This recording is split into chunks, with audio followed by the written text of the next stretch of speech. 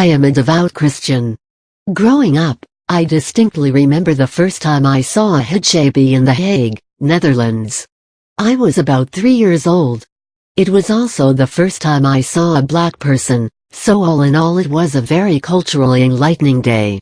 I remember I didn't think it was strange when I was 3 years old after my mother had explained why these women were covering their heads, and I kept that indifferent attitude for most of my life.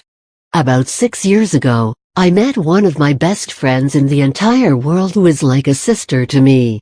She is the most dedicated and devout Muslim I have ever met, and we really supported each other in our faith in a school where most of our friends were secular. To me, she was an absolute rock to depend on. Being friends with a hijabi, I of course became interested in the whys and wherefores of covering up. First, I wanted to know how to style it because I've always loved playing around with scarves.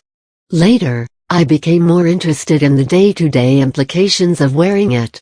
Worryingly, I became distinctly aware of the abuse she experienced while just walking down the street, and one day, I decided to walk home from her house in hijab just to see what people's reactions would be like. It was only a 15 minutes walk down a relatively empty street, but the experience was enlightening. I got some very intense stares and dirty looks, although most people simply looked right through me. Personally, I have considered becoming a nun several times. As you may or may not know, nuns cover their bodies much in the same way that a hijabi does, because it is a sign that they are married to Christ, aka have dedicated their life to the glory of God and to doing His work. I strongly urge you to speak to any nun or monk you come across, because their experience of God and spiritual life is incredibly inspiring and enlightening, even if you don't personally believe and just want to find out more or talk to someone about your problems.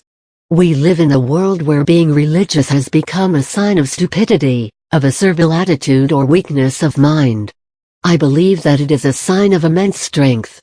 We must declare our belief in God, the Almighty, Maker of heaven and of earth, loudly and with pride. I am incredibly proud of my hijabi sisters for being so brave and going out there every day to face the worst aspects of humanity head-on. So we do not lose heart. Though our outer self is wasting away, our inner self is being renewed day by day. For this light momentary affliction is preparing for us an eternal weight of glory beyond all comparison, as we look not to the things that are seen but to the things that are unseen. For the things that are seen are transient, but the things that are unseen are eternal.